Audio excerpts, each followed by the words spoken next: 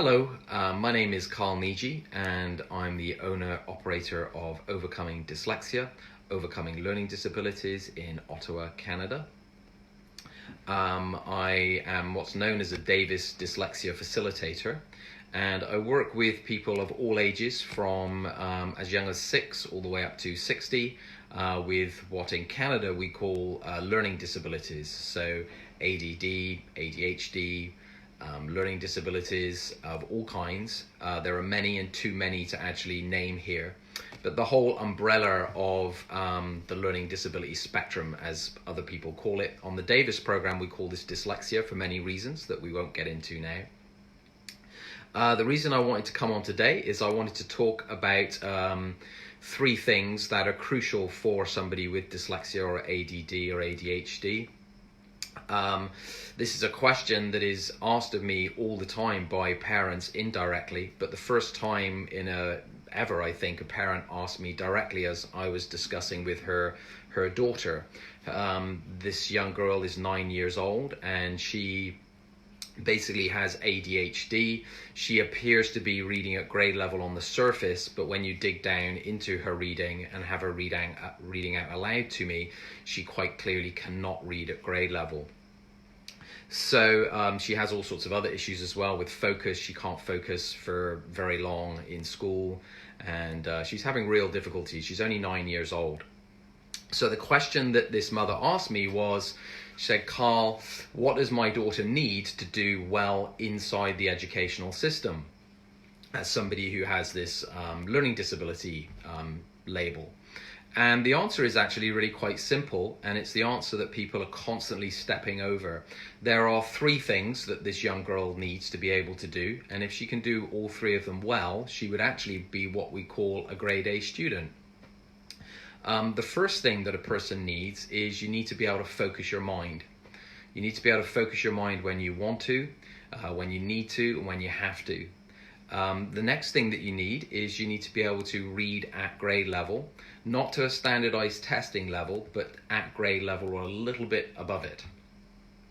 The next thing that you need, or the third thing that you need, is you need to be able to think sequentially. And this is one of the things that this little girl has a great deal of difficulty with. So what is focus? Well, that's an interesting one. My own experience as a dyslexic myself, and not being able to focus as I was growing up, my mother tells me that I would have been diagnosed with ADHD by today's standards, as I was in perpetual motion. She says I used to run almost everywhere. I was very creative. I was always making things and playing with things. I didn't really question that I couldn't focus until I was about 10 years old, when I realized that I couldn't do what people wanted me to do, and what was this whole thing called focusing. In England, we called it concentrating or paying attention. So what is that? Well, really what happens is from a very young age, probably from birth or maybe even before, our senses are connecting to our brain and we're reaching out with them, and our eyesight is connecting to our brain, and then we're focused with our eyesight. And that's a process that happens from birth and takes a while for all your senses to actually develop and connect fully. And we're alone with it. Science is still trying to figure out exactly how it all happens. But it is very individual, and no one teaches anybody to focus. No one actually sits a child down and says, okay, little Mary, you're going to school next week and you're going to need this skill. It's called paying attention. So first of all, do this thing. Have you got that? Excellent, fantastic. Do that. Do this next thing. Do you have that one? Wonderful. Okay, do this next thing. Great. What you're thinking, feeling, experiencing right now, that's what we call focusing. And people are going to want you to do this. When anybody says pay attention, concentrate, or listen, that's what they want you to do. Have you got it? Great. Off you go. Pop it. Enjoy yourself. We don't do that. It's very bizarre. My grandfather used to try and teach me maths, and my first experience of pushing back on this idea that I couldn't focus and questioning it with adults was as my grandfather's trying to teach me math. And he was quite a harsh man, and he would turn around and sort of bark out numbers to me and expect me to divide them and add them up. And when I challenged this idea of not being able to focus, his answer was, "Don't be stupid, boy, everybody knows how to focus." And that was the prevailing wisdom of the day when I was 12 years old. I found that not a satisfactory answer, and it was a very confusing answer to me as well. When I was about 14, I got a lot of trouble in school when I actually pushed back hard on a teacher who, again, was telling me to focus. By this time, I was probably in my mid-teens, 13, 14. I was a very angry teenager at this point. I was really upset with school. It clearly wasn't working for me. And a teacher said, "Hey, Carl, pay attention, concentrate." And I pushed back and said, "Well, you show me how you do it, and I'll do it the way you do it, and then I'll be able to do what you want me to do, won't I?" And she thought I was being facetious. I realized that she didn't know how she focused.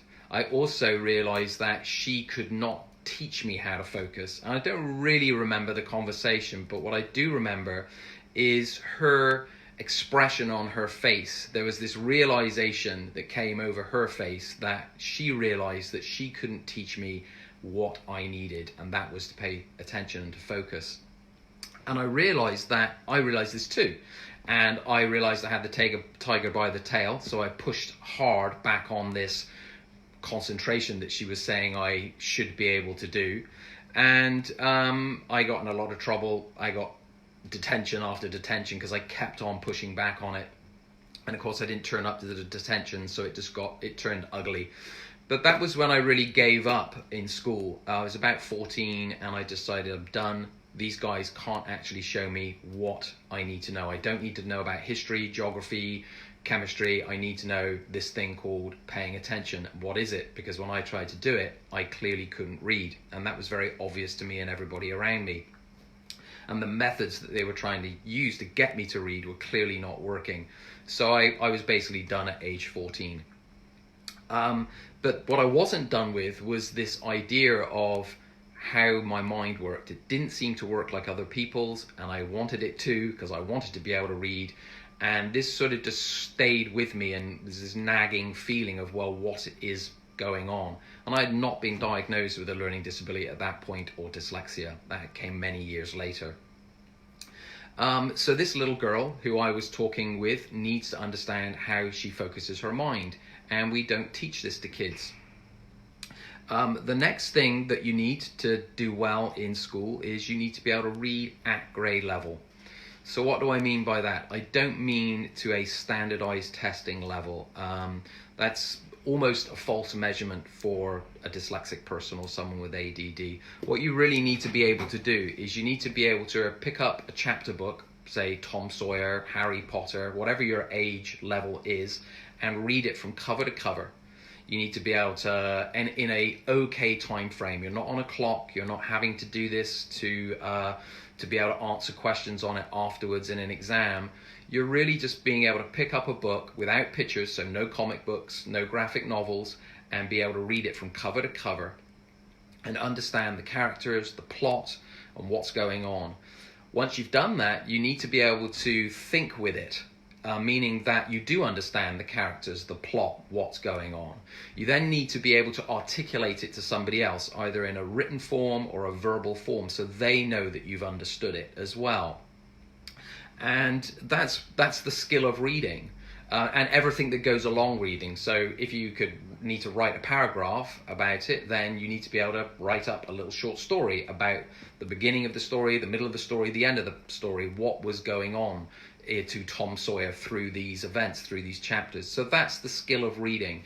And if you can do that just a little bit above your grade level, so if you're in grade 5, you can read a little bit of grade 6, then you're going to do well in school. The next thing that you need, and this is one of the most overlooked things that you need, is you need to be able to think sequentially.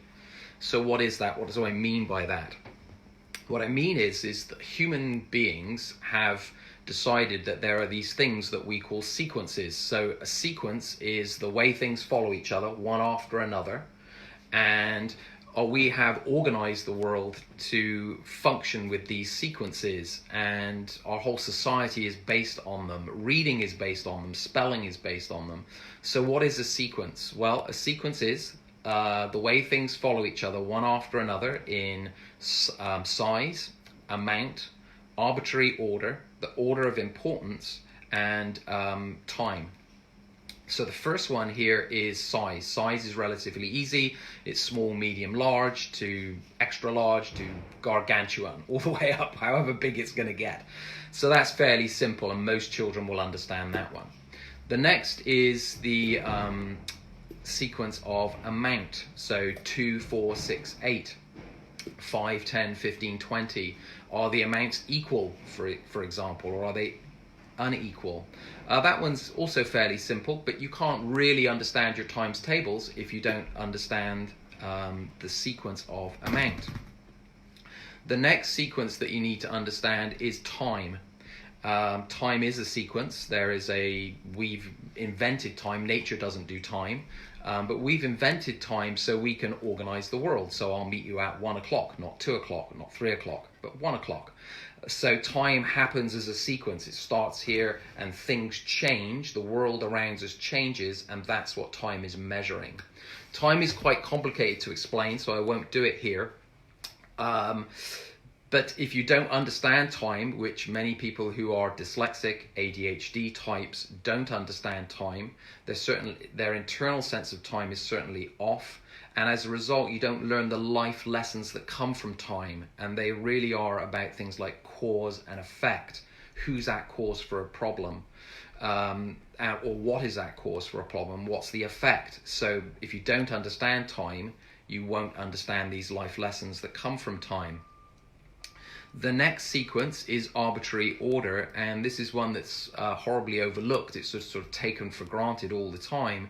And an arbitrary order is a sequence that somebody has decided upon, and we all agree to follow it just because it makes things easier when more than one person is doing something. So an obvious one is a set of traffic lights: red, yellow, green. This keeps us safe when we're driving, and we all follow it. That's an arbitrary order. A more subtle arbitrary order would be a school timetable. The children in the class or the children in the school, they don't decide on the school timetable. Someone higher up in the organization of school decides on that. So that's another arbitrary order. A good one might also be the way food is cooked in a fast food restaurant. But one where parents and children start getting into conflict, particularly the ADHD types, is an arbitrary order at home. In the morning, a parent's arbitrary order is to get the child up, get them fed, get them dressed, get their school bag together, get them out the door and get them in the car and get them to school. That's an arbitrary order that the mother or father have decided upon, and the child follows because it makes it easier. So these are subtle around. They're sort of the way our world is organized all the time, and they're more subtle and they're more difficult for children who have dyslexia or ADD to actually understand. Spelling is an arbitrary order. If you spell a word incorrectly, somebody else can't read it.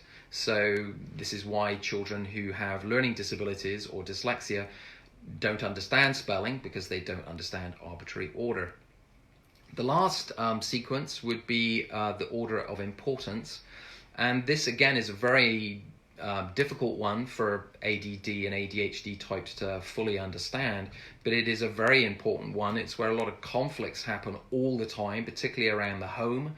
If a mother's order of importance is to get the child up, get them fed and watered, get them out the door, get them to school, where a child's order of importance is to get some cornflakes, turn the television on and play a video game, there's a different order of importance and there's going to be conflict. Also, as an adult, if I'm working in a business and I need to do 10 things that day, I need to figure out which is the most important to the least important and which ones I can move to tomorrow. Many adults struggle with this. People who are dyslexic and ADD find work situations very difficult because they can't actually schedule the order of importance. The last thing I would say is that after you understand the 5 sequences, then you also will understand this idea of order versus disorder. If you do understand all 5 sequences, then you are actually creating order out of disorder. And it's also where maths begins. So if you needed to do any math is simply creating order out of disorder. But if, for example, I wanted to write a book report, I need to be able to sequence through that book report. I need to read the story, first of all, so I need to be able to read it. I need to be able to think sequentially through that story.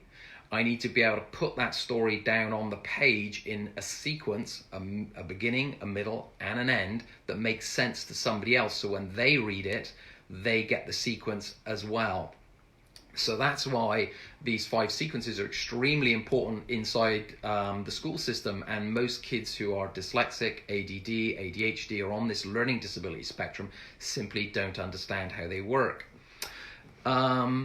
So that's really the 3 things that any person needs to do well in school. Any person who is in life, realistically, if you don't understand those 3 basic things, you will be inhibited in your life. I didn't find the Davis program until I was almost 40 years old. I didn't learn to read correctly and properly at grade level until I was in my 40s. I changed careers to do the Davis program, mainly because as a dyslexic person, I could not do those 3 things. I could not focus my mind easily when I wanted to, when I needed to. If I wanted to draw a picture or be involved in something, I could do it then. But when I really needed to, with reading, remembering telephone numbers, these sorts of things, I couldn't do it easily. The next thing that I most definitely could not do was read a book and enjoy reading a book. One of the things I always say to my clients is if you don't enjoy reading, that's probably a little red flag that you're not actually reading as reading is meant to be happening. Reading is a tool. It's like this pen. This pen does something for me. I can draw, I can write with it, but I don't have any feelings about this pen. So if I don't know how to use the pen, if I don't know how to use the tool of reading, then it won't be enjoyable. I'll struggle with it, it'll be difficult. But once I have the skill, it's an inanimate object almost. It's just, I don't have feelings about hammers, I just use it to bang a nail into the wall so I can hang a picture. I have a feeling about the picture. So reading is this skill that we really need. It's more important than learning to drive. It's almost as important as being able to feed yourself. It's that important in our modern society, and it is very underestimated how important it is. So the next thing that I really didn't understand was these 5 sequences. So the main reason I became a Davis facilitator was because we have programs that that were adapted and do work with these 3 aspects directly. They work directly. They have a massive impact on the person that comes to see us. They do learn to focus their mind. They also, more importantly, learn to realize what is stopping them or making them lose their focus when they're trying to do things like reading or schoolwork. Most of my clients end up learning to read at grade level in a year or less with some very, very simple techniques that was developed by Ron Davis. And then we have a separate program that deals with the sequencing.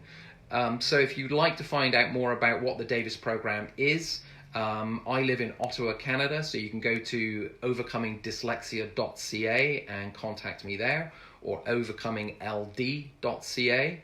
I'm happy to answer questions. I like to tell people that phone calls and emails are free, so please feel free to contact me. If you're anywhere outside of Ottawa, Canada, or anywhere else in the world, the best thing to do is to go to dyslexia.com and go to find a provider, and you'll be able to find somebody who is a Davis facilitator in your local neighborhood. One last point I like to make out, I like to tell people, dyslexia, ADD, ADHD is not about reading. It's not about school. It's actually about your thinking, how your thinking works, and how you can use your thinking to really get to where you need to be. So please feel free to contact me. I look forward to talking to you soon. Thank you and goodbye.